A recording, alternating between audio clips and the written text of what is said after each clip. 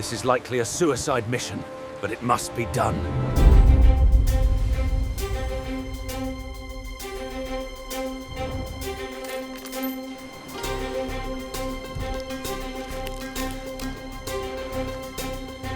But the captain was gone, vanished. What if I told you that the price of a single mistake could be measured not in gold, but in centuries of oblivion? We are accustomed to viewing the Age of Discovery as a parade of triumphs, where brave captains conquered new horizons and brought back spices. But behind every successful return to Lisbon, dozens of ships disappeared forever into the sea foam. The story of the galleon San Juan is not a tale of heroic battles or great discoveries of new lands. It is a chronicle of the slow, painful demise of the richest expedition of its time, which faced an enemy that could not be defeated with cannons or swords. In 1552, the Portuguese Empire was at the height of its power, controlling trade routes from Brazil to Japan. The galleon San Juan was the jewel of this fleet, a floating palace laden with riches whose value exceeded the budgets of some European kingdoms. On board were the cream of society, confident in their invulnerability and their right to rule over the elements. None of them could have imagined that in a few weeks, gold would become a useless metal and titles would lose all meaning in the face of the merciless African wilderness. The ocean does not forgive overconfidence, but the land proved to be an even harsher judge for those who dared to challenge it. When the ship crashed into the rocks of the southern coast of Africa, for hundreds of survivors, it was not a path to salvation that began, but a march into nowhere. They had to walk hundreds of kilometers across wild, scorching land, where each step brought them not closer to home, but to an inevitable end. This is a story about how civilization peels away from a person layer by layer, until only the bare instinct for survival remains. Watch the video to the end, and you will learn how one fateful decision by the captain, dictated by nobility rather than logic, doomed 500 people to death and erased the line between the elite and the slaves. We lost the captain and so many of our comrades. The San Juan is gone. What if I told you that everything you believed about the safety of sea travel at that time was untrue? The galleon San Juan left the Indian port of Cochin not just as a merchant ship, but as a symbol of Portugal's absolute power. The ship's holds were bursting with Chinese porcelain, precious stones, and most importantly, black pepper, a currency that was valued at the weight of gold in Europe. The greed of the merchants and officers was so great that the cargo was even placed where the cannons and fresh water supplies were supposed to be. Captain Manuel de Souza Sepúlveda, an experienced nobleman, was bringing home his young wife, Leonor, and his entire fortune, accumulated over years of service in India. The ship resembled an overcrowded floating city, where every inch of space was occupied either by goods or people. There were more than 600 people on board: the crew, soldiers, wealthy passengers, and hundreds of slaves serving them. This floating hierarchy seemed unshakable, as if the king himself had established these rules for all eternity. However, the ship's overload was a critical violation of all maritime laws, which everyone knew about but kept quiet for the sake of profit. The ship's draft was so deep that the lower gun ports had to be sealed shut, depriving the crew of the ability to ventilate the holds. In the stifling darkness below, among the bales of spices, the process of decay had already begun. But above, on the sun-drenched deck, there was an atmosphere of celebration and anticipation of imminent wealth. No one wanted to think about the fact that the extra tons of cargo made the ship unwieldy and vulnerable to any serious disturbance. Engineers of the time warned that the galleons were not designed for such loads, but the voice of reason was drowned out by the clink of coins. Every barrel of pepper, every vase of the Ming dynasty was insured only by the hope for luck and the skill of the navigator. People believed that the imperial flag on the mast could ward off storms, and that prayers would protect them from underwater reefs. It was a collective illusion of safety, bought with enormous sums of money. The social structure on the ship strictly mirrored Lisbon society. The nobles dined on silver, while the sailors slept huddled together on wet planks. But the sea is an environment where social status does not add buoyancy, and gold sinks faster than stone. The seeds of future disaster were already sown in this closed ecosystem, sprouting from human greed and pride.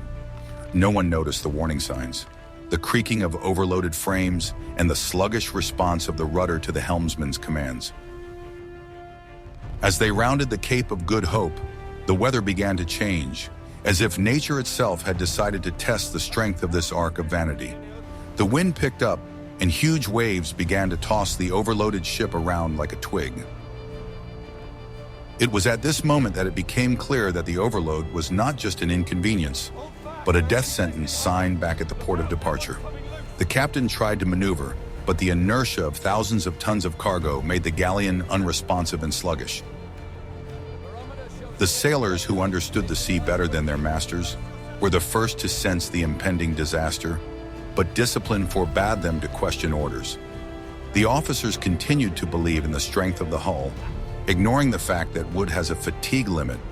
It was a clash between human greed and the physical laws of the universe, and the outcome of such a battle is always a foregone conclusion.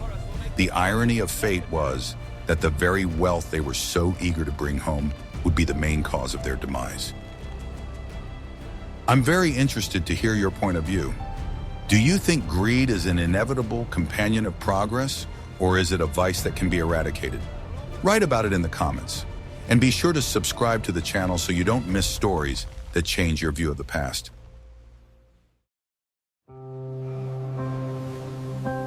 Are you ready for the shocking truth about how quickly civilization can disappear? The storm off the coast of present-day South Africa was not just bad weather, it was a hammer that smashed the San Juan against the coastal rocks.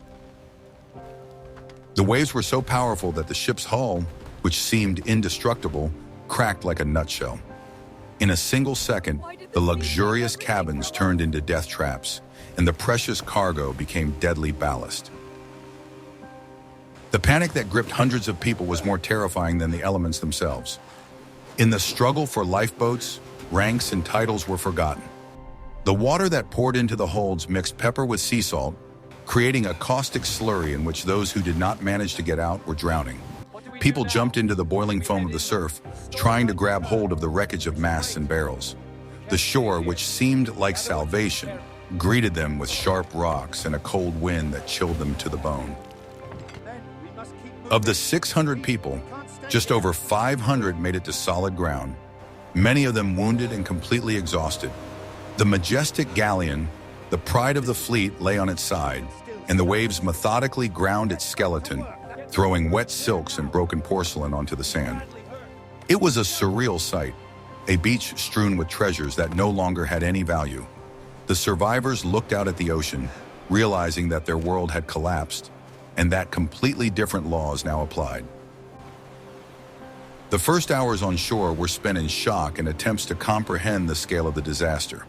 Captain Manuel de Souza, who had lost control of the ship, tried to regain control of the people, but his authority faltered along with the galleon's mass.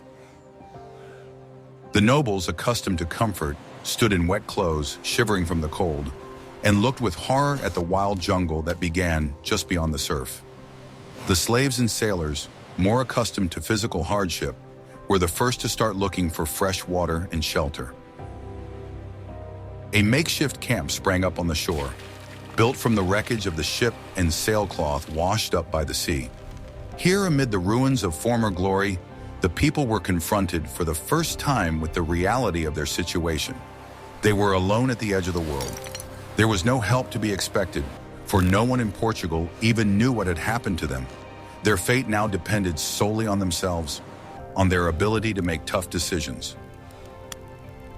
The remaining provisions that had been saved were negligible for such a large crowd of people. The rice was soaked in salt water, the crackers had turned to mush, and the wine barrels had been smashed on the rocks. The first quiet but frightening assessment of resources began, revealing that starvation would set in within a few days. This discovery was the first blow to the morale of the survivors, who had not yet recovered from the horror of the shipwreck. A quiet panic began to brew among the survivors, which was still held back by the remnants of discipline and hope for the captain. But every glance at the raging ocean reminded them that the way back was cut off forever. The only way forward was through unknown lands full of dangers they had only read about in scary stories. This land was beautiful in its wild, primitive beauty, but completely indifferent to the fate of strangers. Here, on this beach, the story of the sea expedition ended, and the story of survival on land began. The gap between their past lives and the present moment was enormous, and not everyone was able to overcome it. It was a moment of truth when masks were dropped and everyone was left alone with their true selves. But the worst was yet to come. What if I told you that the decision made on this shore would prove more devastating than the storm itself?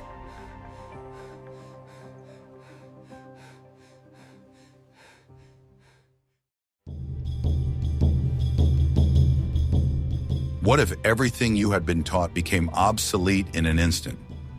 Captain de Souza convened a council to decide whether to wait for help on the spot or walk to the nearest Portuguese outpost in Mozambique. The maps of the time were inaccurate, and no one had any idea of the actual distance they would have to cover. They thought they could reach safety in a couple of weeks, but in reality, it was hundreds and hundreds of kilometers across rough terrain. The decision to walk was made, and this was the beginning of the end for most of the participants in the expedition. A huge column of men, women, slaves, and nobles stretched along the coast, resembling a funeral procession. They carried with them the remains of their weapons, a little food, and those valuables they could not part with, naively believing that they would be useful on the journey. It was an absurd picture. People in velvet and silk, wandering through the sand under the scorching African sun. From the very first days, it became clear that they were completely unprepared for such a journey. Their European shoes fell apart on the rocky paths, and their heavy clothing made every movement torture. They walked along the shore hoping to see a sail, but the horizon remained clear and empty.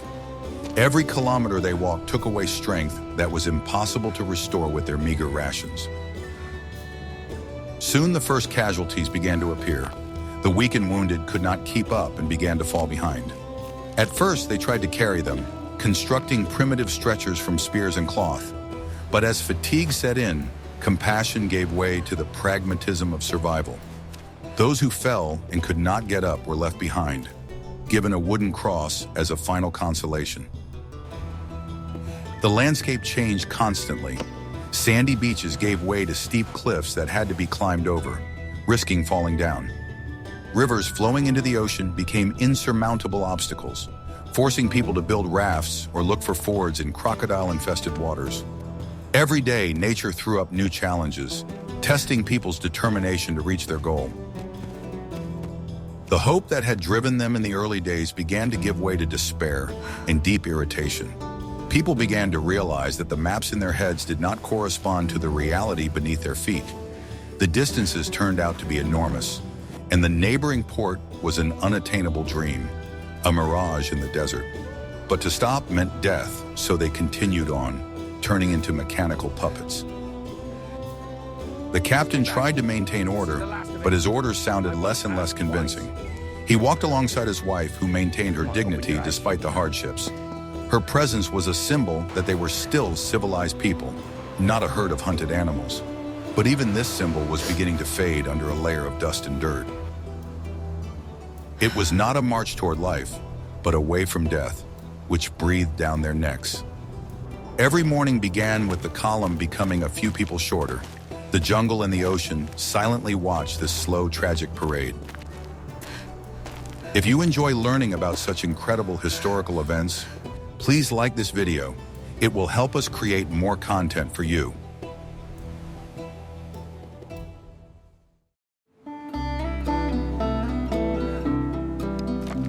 Are you ready to learn the truth about what people are capable of doing for food? The provisions taken from the ship ran out alarmingly quickly, and hunger became a constant companion for the travelers.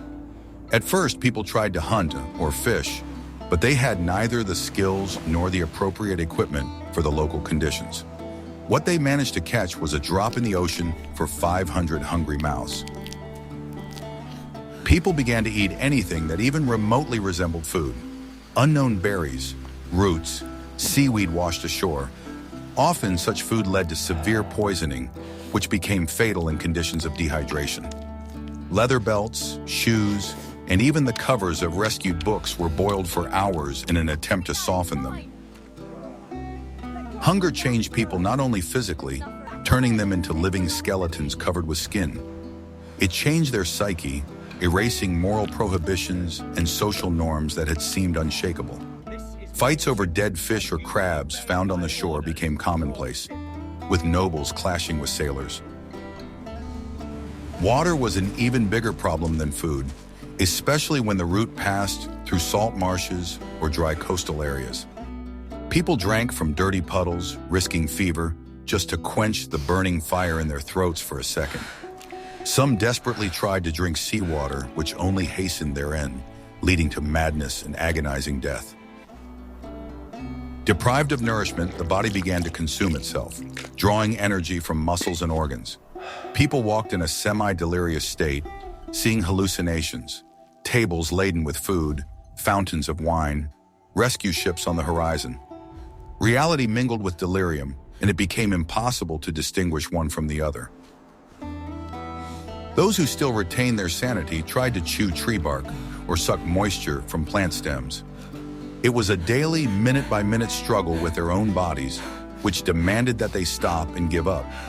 But the instinct for self-preservation drove them forward, forcing them to take one step after another. People's eyes became empty and indifferent, the spark of hope and interest in life extinguished. They became shadows of themselves, moving by inertia toward a goal they hardly remembered. Hunger made everyone equal, rich and poor, strong and weak. The lack of food revealed the true value of gold and jewels. They could not be eaten.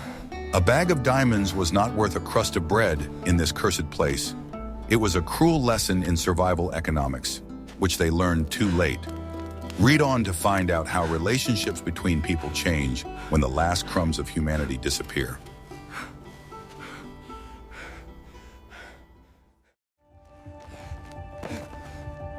As they moved north, the social structure of the expedition began to rapidly disintegrate.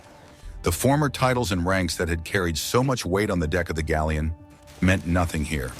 The slaves, who were more accustomed to hard physical labor and the local climate, suddenly found themselves in a more advantageous position than their pampered masters. Conflicts began over the distribution of remaining resources and responsibilities in the camp. The nobles demanded that they continue to be served, but the servants, realizing the hopelessness of the situation, increasingly refused to obey. The captain's authority hung by a thread, and only the presence of weapons among his entourage maintained the appearance of order. People began to form small groups based on interests or family ties, isolating themselves from the rest. Within this great tragedy, dozens of small dramas were unfolding. Betrayals, thefts, secret alliances. The solidarity that had existed at the beginning of the journey gave way to suspicion and selfishness. It was especially hard for women and those who were not used to long journeys. Leonore de Sa, the captain's wife, was holding on with her last ounce of strength, but her physical condition was deteriorating day by day. The men who had previously sworn eternal loyalty and protection now looked away, unable to help. One day, the group decided to get rid of the extra weight that was slowing them down. Expensive doublets, silverware, and chests with personal belongings were left lying on the sand. It was a symbolic farewell to the past, an acknowledgement that there would be no return to their former lives. Their moral foundations crumbled as quickly as their physical strength. What had previously seemed unthinkable, leaving a comrade to die or stealing his last sip of water, became the norm. Humanity became a luxury they could no longer afford. Fear of the unknown and the constant threat of attack by wild animals or local tribes made people nervous and aggressive. Nights by the campfire were spent in oppressive silence, broken only by the moans of the sick and the sounds of the night savannah. No one made plans for the future anymore. Everyone lived with only one goal: to survive until dawn. Captain D'Souza tried to maintain what remained of his dignity, but his orders were increasingly ignored or carried out with open discontent. He saw his authority slipping through his fingers like dry sand. It was the agony not only of the people, but of the very idea of society. The collapse was complete and irreversible.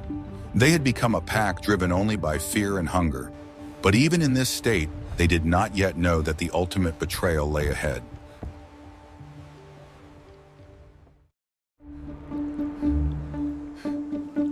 What if I showed you the moment when civilization lost to barbarism because of naivety? After weeks of exhausting marching, the Portuguese encountered a local tribe whose ruler promised them help and guides. However, the condition was harsh. The foreigners had to surrender all their weapons as a sign of peaceful intentions and trust. Captain D'Souza was faced with a difficult choice: keep their muskets and swords and risk fighting superior forces, or trust the promises and disarm. His advisors were divided in their opinions, but fatigue and the desire to believe in the best prevailed. The captain, raised on a code of honor, decided that a noble gesture would be appreciated. It was a fatal mistake based on a misunderstanding of another culture and the rules of the game.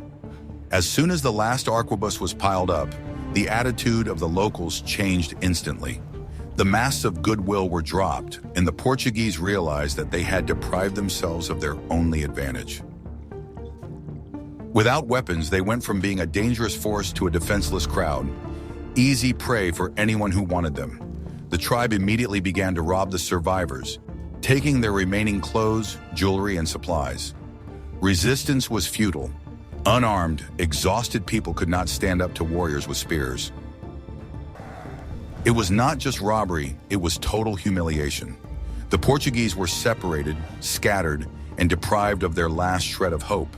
The promised guides disappeared, leaving them in an even more remote area than before. Captain D'Souza watched the events unfold with horror, realizing that it was his order that had led to this disaster. He wanted to buy safety with weapons, but instead he bought destruction. This betrayal finally broke the spirit of the expedition. People cried not so much from the loss of their belongings as from the realization of their complete helplessness. They had gone through storms, hunger, and the desert only to be deceived and robbed. Faith in justice and the honest word died that day, along with any hope of salvation. This episode was a turning point, after which the final act of the tragedy began. There was no longer an organized group, only scattered individuals doomed to death. In the next chapter, you will learn how the fall can become even deeper when a person is deprived not only of life, but also of dignity.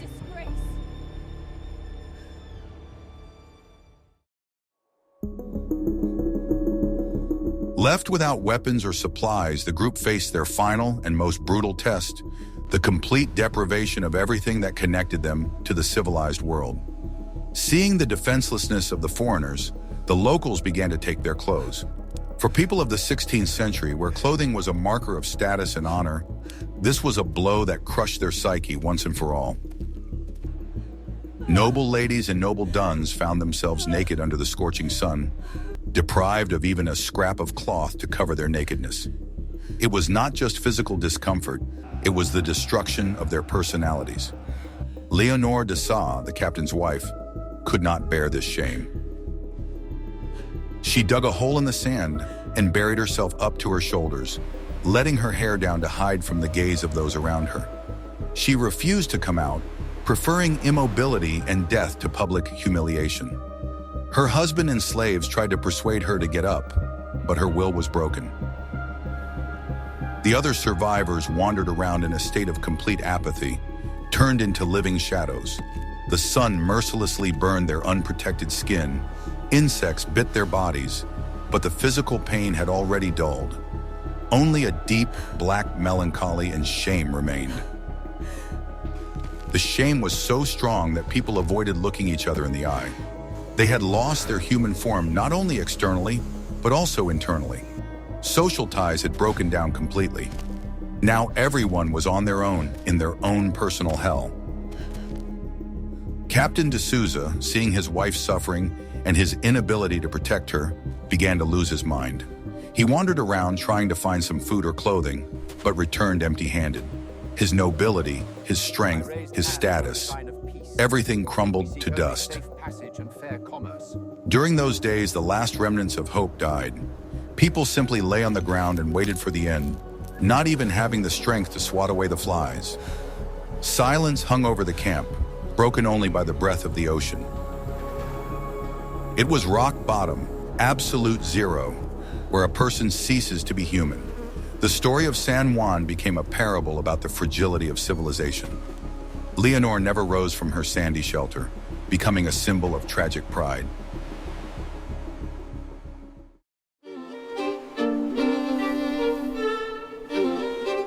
Leonor's death was the final blow for Manuel de Souza. Having lost the woman who had kept him going all these weeks, he finally lost touch with reality. His mind, tormented by guilt and grief, became clouded. He buried his wife there in the sand, not even having the strength to put up a cross. After that, he simply got up and walked away into the thicket without saying a word to anyone. He walked without looking where he was going, driven by the desire to disappear, to dissolve into this hostile landscape. No one tried to stop him. The survivors had no strength left, and the captain himself had no purpose. He disappeared into the African wilderness, and no one ever found out where or how he met his death.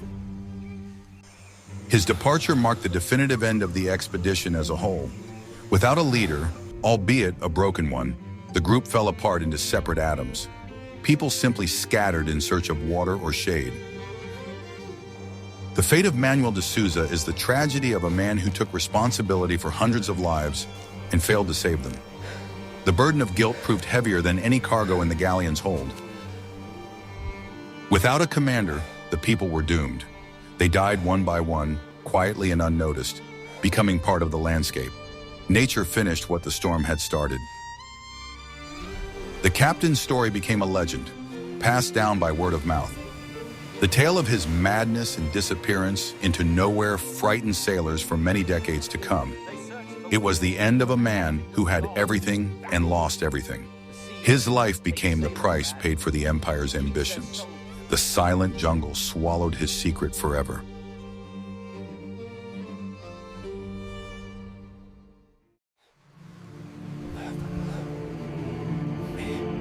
Of the more than 500 people who stepped ashore after the shipwreck, only a few made it to the Portuguese outpost. According to various sources, between 8 and 20 people survived. They were not the richest or most noble, but the most resilient and lucky. Among the survivors were several slaves who were better than others at finding food and navigating. Their skills, which were not valued in everyday life, became the key to their salvation here. It was ironic that those at the bottom of the social ladder found themselves at the top of the pyramid of survival. Their journey took many months. They fed on roots, crabs, and dead animals. They walked when it was impossible to walk and crawled when their legs gave out. Rescue came by chance. They were picked up by a passing merchant ship that noticed signals from the shore. When they were brought on board, the sailors could hardly recognize these creatures as human beings. They looked like ghosts, blackened by the sun and emaciated to the extreme. Their stories about the fate of the San Juan shocked their listeners. No one could believe that such a powerful expedition could disappear so ingloriously. The survivors brought with them not gold and spices, but the terrible truth about the price of colonial ambitions. Their testimonies formed the basis of chronicles that were read throughout Europe. These few people became a living reminder that the sea belongs to no one. Their rescue was a miracle, an exception to the rule. They returned to the world of the living, but part of their souls remained on that shore forever.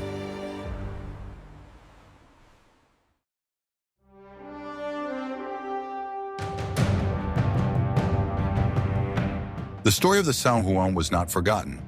It entered Portuguese literature and culture as a symbol of tragic maritime history.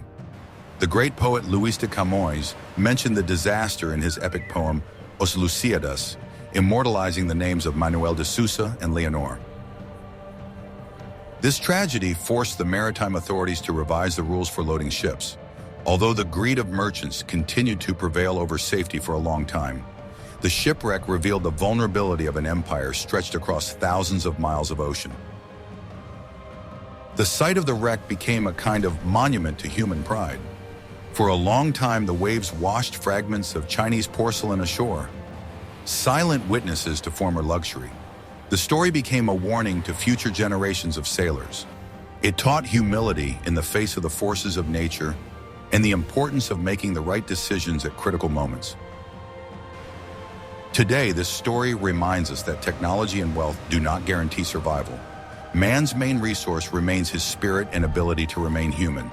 The San Juan disappeared, but its ghost continues to sail through the centuries. It is a lesson written in the sand that even the tide of time cannot wash away.